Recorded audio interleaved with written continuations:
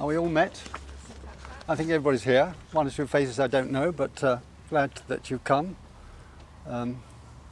Whoever. That's a lovely crowd.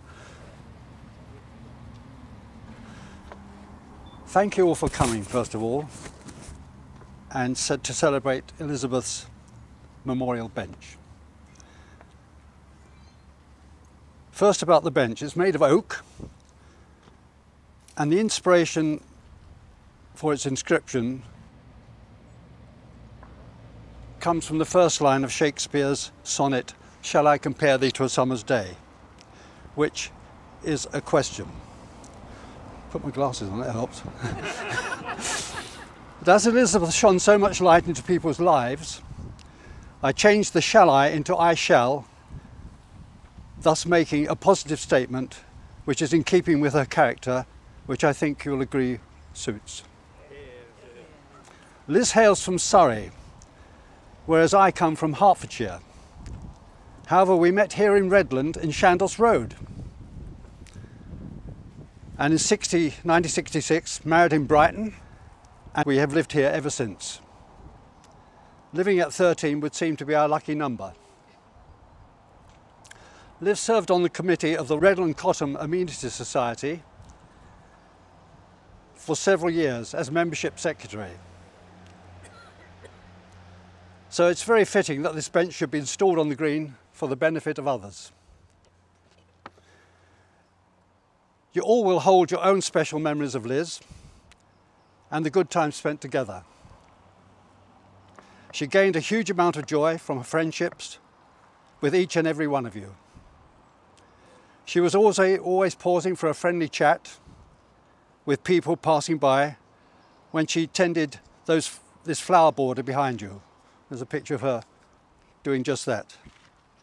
If this bench had been around in her day, she would have been chatting to its occupants and making new friends, forever the social butterfly. No doubt she's looking on today's gathering, wishing she could be with us. However, she will be with us in spirit.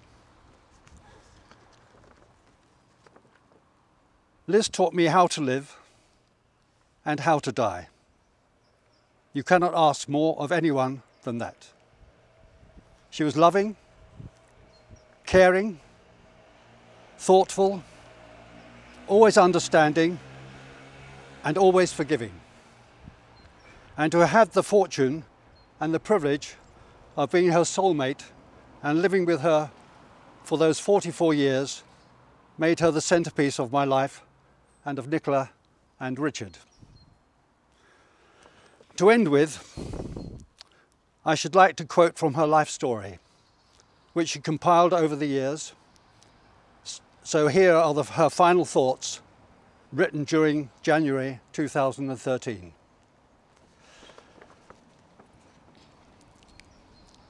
I'm finishing writing this in St Michael's Hospital. My first 6 months of treatment for ovarian cancer with chemotherapy, then surgery, then more chemo, should have finished it off. And I felt so well. I really believed I was one of the lucky ones. But within 10 days of my checkup, it was back. It has been a little more difficult this time, and my chances of escaping are slim. But looking back and reading this, in other words, her life story, I've had a full and interesting life. And a happy one. 70 happy years are better than 80 not so good.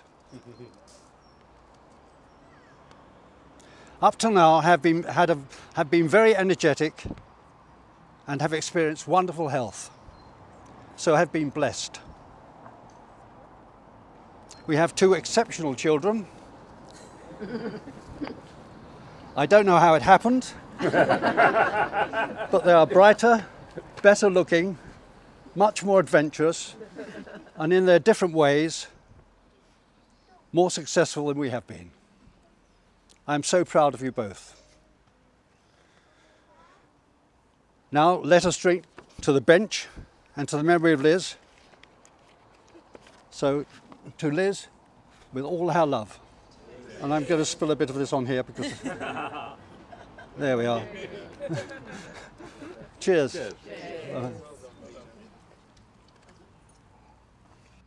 It is absolutely lovely to see you all here, and amazing weather.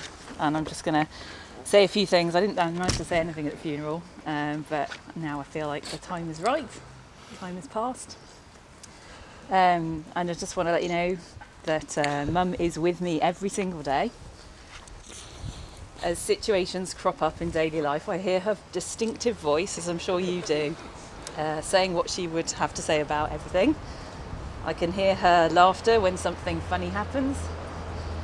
I can hear her singing, echoing around the house as she did housework. She really did sing when she did housework. Don't know why. When I come home to Bristol here, I can feel her hug and hear her greeting. When I do my washing, I can hear her saying, keep the whites white, and that means white, and don't put anything in there that's not white. I can't escape the fact I am my mother's daughter. As I come home from work in my work clothes, put on the dinner at top speed, clattering, whatever, just get it on, I am my mother. As I'm in a mad rush and slightly chaotic preparing for friends to come over, I am my mother. When I play with children, I strive to be like my mother. I will never be what she is, but you know, I'm trying to learn. When I invest in people and friendships and family, I am my mother. When I play with my nephew Tristan, definitely I feel her presence. When I'm meeting new people and connecting with them and trying to win them over, that is definitely a bit of my mum coming through. When I work really hard and am really conscientious and try and do my best, I am my mother. When I tidy up after my dad, I am my mother. She's with me every day. I like to think that she makes good things happen. I bought a house with Dan in Leeds last November, and it's a gorgeous house. And she was always really excited about people buying houses because she always lived in the same house. She never got to move and never got to house hunt. So I think she would have been really excited about this house, and I think she helped us find it because it is a lovely place. I think she definitely made the sunshine today.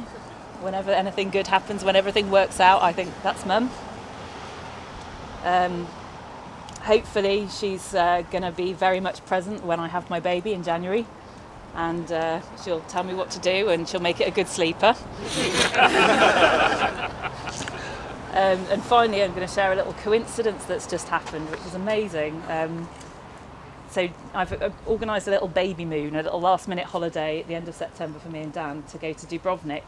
And I knew that's where my parents went on their honeymoon 45 odd years ago. I don't know exactly how many. And when I was telling Dad about where we're staying, he said, oh, that's the same hotel where Mum and I stayed on our honeymoon. It's amazing. It's brilliant. So I think she definitely made that happen as well. So she's with us every day, and I'm sure you can all hear her voice. It's so distinctive.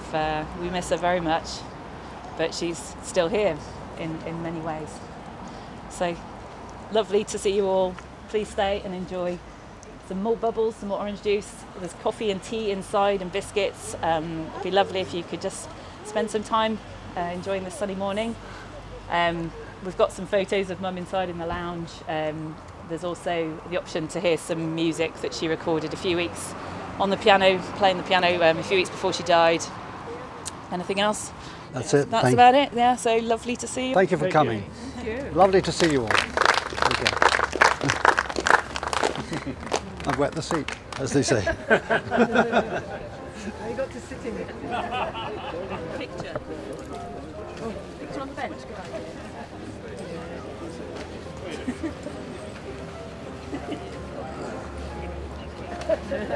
Pleasure to be sat on it.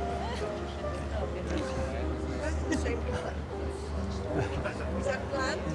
No, this is the only dress I brought with me, and then again, Dad's favourite shirt. I want you to smile.